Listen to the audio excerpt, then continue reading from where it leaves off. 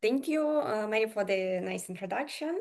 And first of all, I would like to express my gratitude to organizers and all the members of the MADE project, because all this research that I would like to show you today was carried out entirely with the support of the MADE.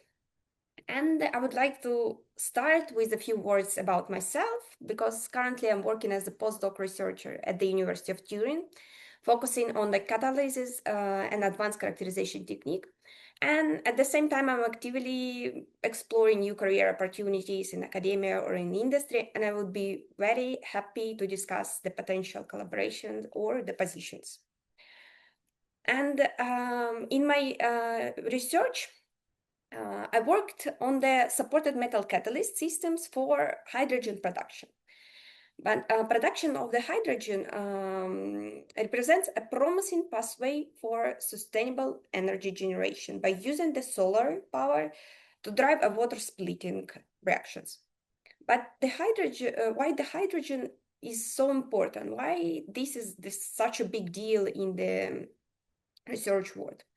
It can serve, of course, as an energy source, replacing the hydrocarbons in countless applications while emitting the zero CO2. But also, it can be used as a key ingredient in the production of essential products in the chemical industries. And to truly unlock all the benefits and the potential of the hydrogen, we need to ensure that its production is ecological. And now, and this is where all the challenges began. Because right now, almost 90% of the hydrogen comes from the steam reforming of natural gas. And this creates a gray hydrogen, which emits a lot of CO2. If we will capture the emitted CO2, we will produce the blue hydrogen, which is better, but still depends on the fossil fuels. What can be then the ideal solution in this case? For example, we can use the water and we can use the electrolysis to produce the hydrogen. And if we use the natural nuclear energy for that, it will create the pink hydrogen. And if we use a mix of the electricity, we will produce the yellow hydrogen. This is way better, but we can do even more. And if we use the renewable energy sources, we will get the green hydrogen with the zero carbon dioxide emission. And the green hydrogen considered as the key to truly sustainable energy. But we can produce the green hydrogen by different way. And one of our interest is the photocatalysis. And it's attract a lot of attention because it's possible to use directly the solar energy without intermediate electricity production. And in the photocatalytic hydrogen production, the titanium dioxide systems are at the forefront because of their unique properties and potential for high efficiency in the hydrogen production. And the metal nanoparticles deposited on the titanium dioxide,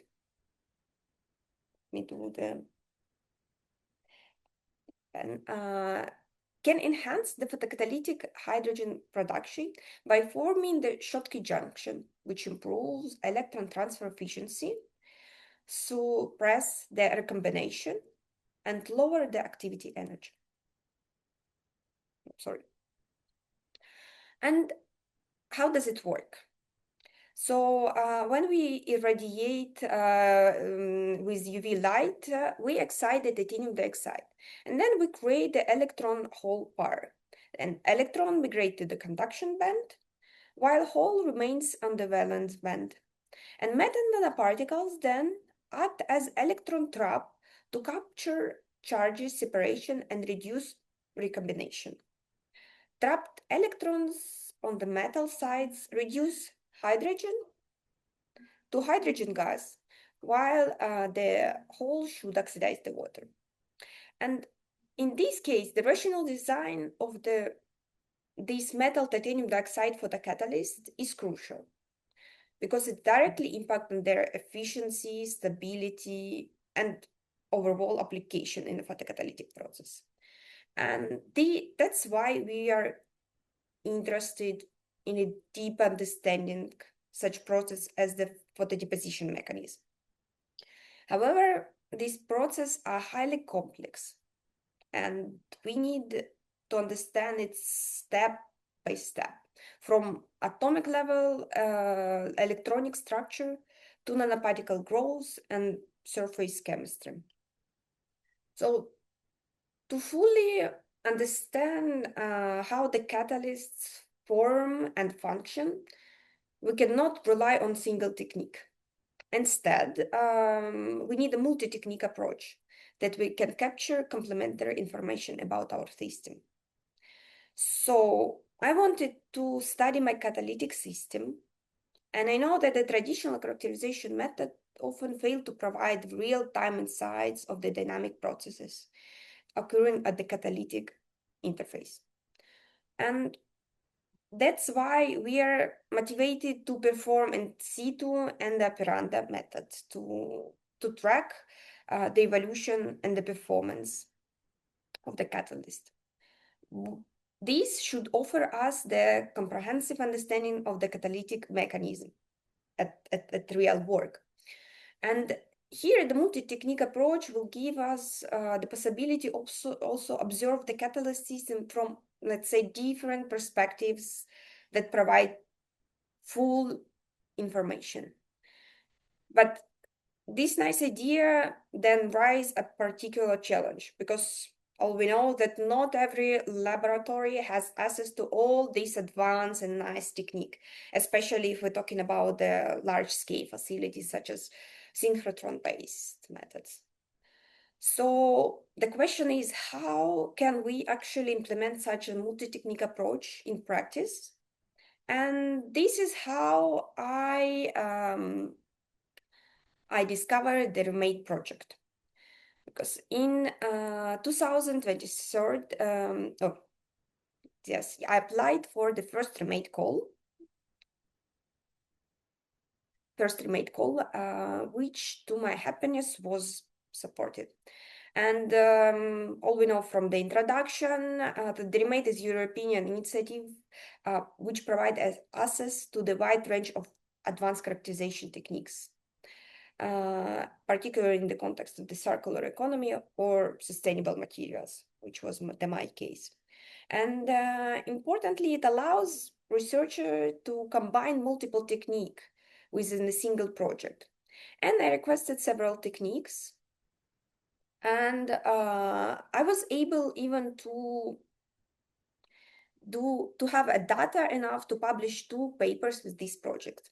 But let's go step by step through both of my papers. And I would like to start with the project where we study the photodeposition of the palladium nanoparticle on the titanium dioxide support with using the in situ techniques. And to study this process, we created a 3D printed cell, you can see here, which allowed us to observe the process in situ using the synchrotron light. And firstly, we deposit the titanium dioxide on the front window of our 3D printed cell and added the solution of the palladium precursor into the cell. Then we irradiate the window with the UV light while simultaneously collecting the X-ray absorption spectrum. The radiation begin to form a palladium 0 species right immediately after irradiation starts. However, these are not yet the palladium nanoparticles. So as radiation continues, the particles begin to grow, which is evident both from the XAS and XAS spectrum. And interestingly, that in the XAS, we saw that the state of our nanoparticles were in the palladium hydride phase. Then we move on, and we also studied the results of the palladium nanoparticles that we generated in situ with the TEM. And as well, we decided to compare these synthesis with the result that we usually have in the lab in the conventional bench. And for our surprise, we we discovered that in situ form metal nanoparticles were much more homogeneously distributed over the titanium and had a significantly narrow size distribution compared to the conventional way. And our idea was because in the entire titanium dioxide layer was irradiated uniformly, protecting also the palladium within the cell from the direct UV light exposure. So with this approach, we kind of understand that simultaneously we have two processes during the photodeposition. The first one occurs on the titanium dioxide and resulting to the smaller palladium nanoparticles, while the second one occurs in the solution, where we firstly reduce the nanoparticles in the solution and then deposit them on the titanium dioxide, and this results in the bigger nanoparticles. And this observation naturally raises an important question then. How does the synthesis method can influence the final catalyst structure and its interaction with the support? And this is where the concept of the metal support interaction comes to us. But then let's discuss what is the strong metal support interaction. So it's effect which play an essential role in the heterogeneous catalysis and provide a means to tune the activity, selectivity, and stability of the material. This is essential to be able to control the extent of the strong metal support interaction by alternating the synthesis parameters of the catalysts. So to play with this parameter and investigate this, we prepared the two samples. We keep the same support, which was the commercial the titanium dioxide P25, and the nominal palladium loading, but we changed the synthesis protocols. And the first one is the photodeposition method that we already studied well, and I discussed it in the first part of this presentation. And here we irradiate the sample with the UV light, we excite the titanium dioxide, and photogenerated electron and holes participate in the reduction of the palladium precursor to the palladium nanoparticles. And the second method is the deposition-precipitation. And in this case, instead of the light, we use the chemical agents, the sodium formide, to form palladium nanoparticles. And we would like to see what results do these two syntheses leads to. And to answer this question, we use the multi-techniques in situ study. And we start with the XAS spectroscopy because this method can give us the information about the oxidation state of the nanoparticles. And we conduct two experiments in the ALBA and SLS. Okay, as you can see, the two samples exhibit significantly different oxidation state. The palladium depth was partially oxidized with the fraction almost 50% after even if you remember after the chemical reduction step. And this is quite normal because what we expect when we expose the particles to the air, that they should be oxidized, their surface gets oxidized.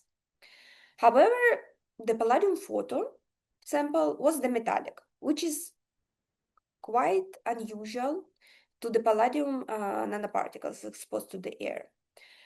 So the palladium and these two samples behave differently, and of course we need to find an answer why. And while the XAS gives information about oxidation state and the, let's say, whole sample, to look at individual palladium particles, we also characterize the samples by high-resolution scanning transmission electron microscopy. And this experiment was made in the Ruska Center with the help of the POL. And here, to have an equal comparison, as the first step, we study samples in the reduced state. And reductive treatment was made at 150 degrees in the hydrogen atmosphere. And as you can see from the XAS, these completely reduced both samples to the palladium 0 states. But let's move to the TEM. And the TEM shows us that the nanoparticles in the palladium nanoparticles prepared by the deposition-precipitation method are spherical with the average size of the 2.4 nanometers, well crystalline, and homogeneously spread on the titanium dioxide. Instead, the palladium nanoparticles in the palladium photodeposited samples, less spherical, smaller, had a size distribution center at 1.3 nanometers and less crystalline, more disordered. And now let's see what happened to both of the samples when we oxidize them.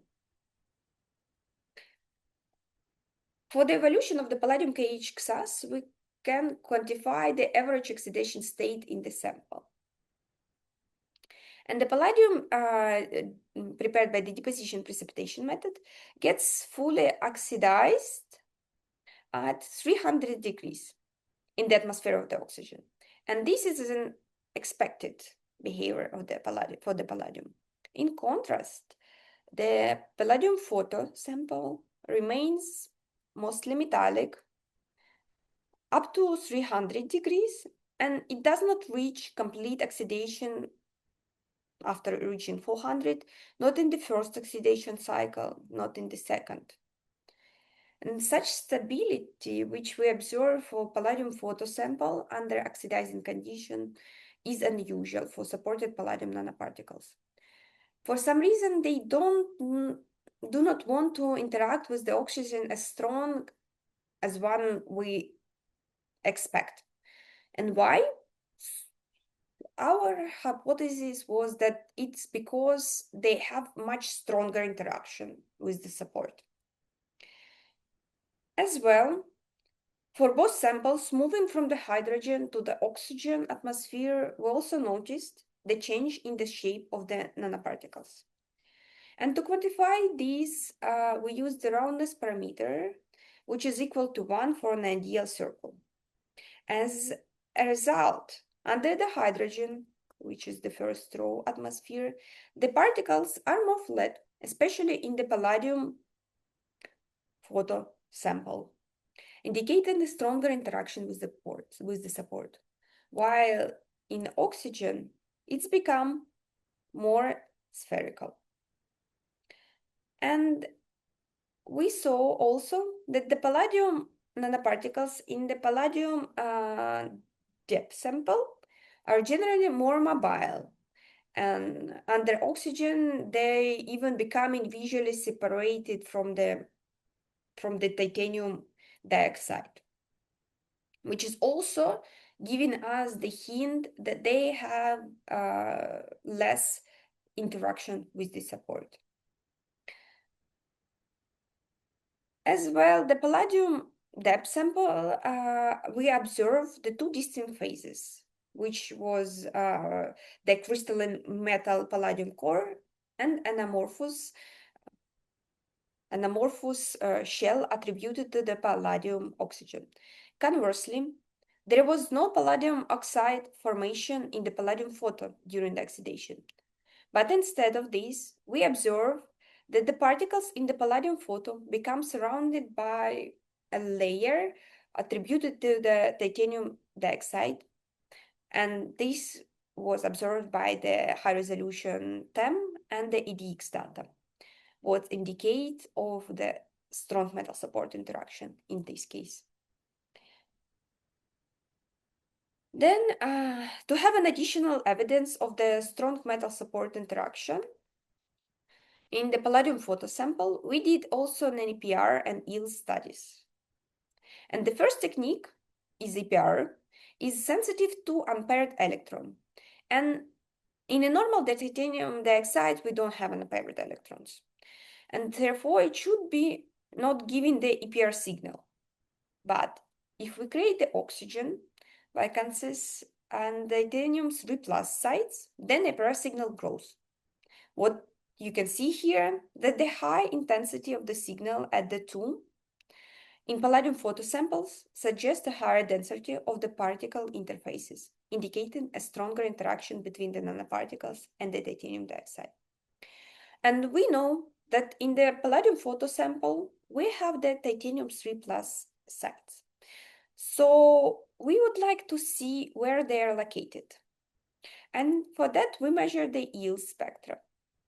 The spectra taken in the center of the titanium dioxide particle show a signal for titanium L2 and L3 edges split into peaks. And this is the typical observation for the titanium 4+ sites in octahedral coordination. While the spectra taken close, let's say under the palladium nanoparticles, shows instead of the 4, 2 not fully separated peaks, indicative for the titanium 3+. And finally, we wanted to directly detect the interaction between the palladium and the titanium in our catalyst. So to do that, we use the special method, which is probably one of the most advanced methods to treat the X-ray absorption spectrum.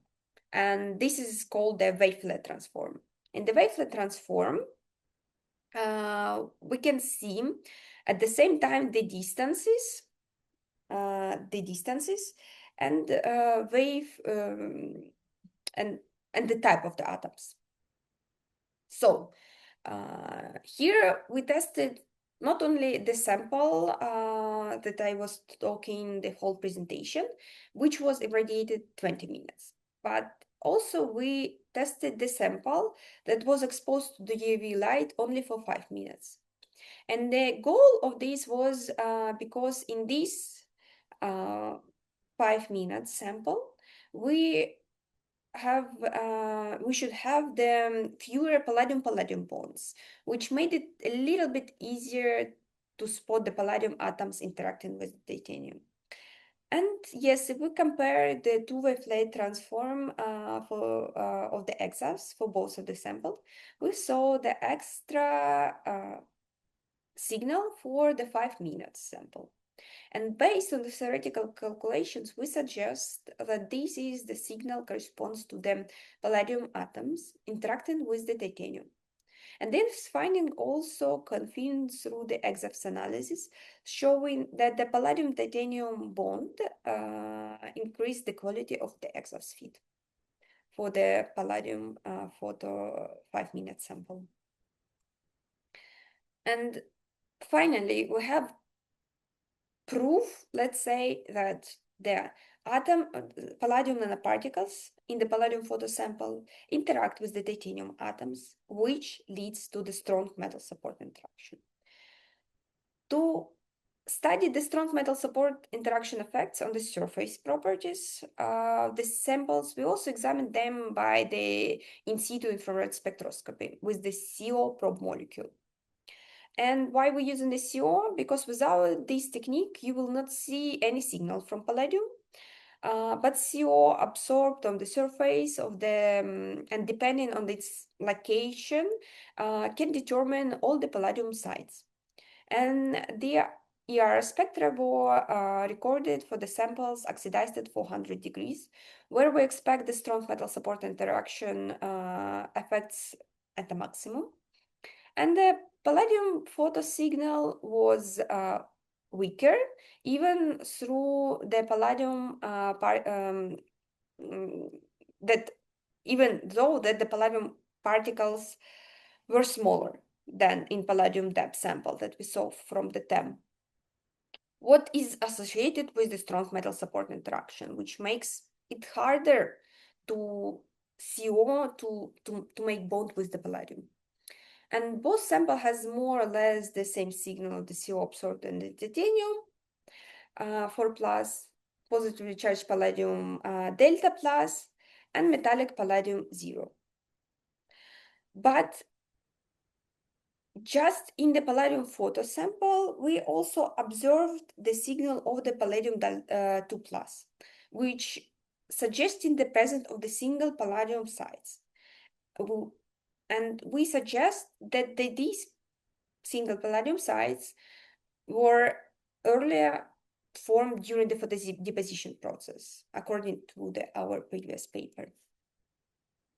And all these findings demonstrate that the photodeposition mechanism produce a pronounced strong metal support interaction effects, almost absent in the sample obtained by the deposition-precipitation method. And this can give this idea that to control the metal support interaction by adjusting the synthesis procedure, we can also modify and tune the catalytic properties of our samples. This was the research that we published recently in the second paper. And I would like to say all the collaborators and the people who was involved in these nice projects. And of course, you for your attention. And I'd be glad to hear some comments or the questions from your side.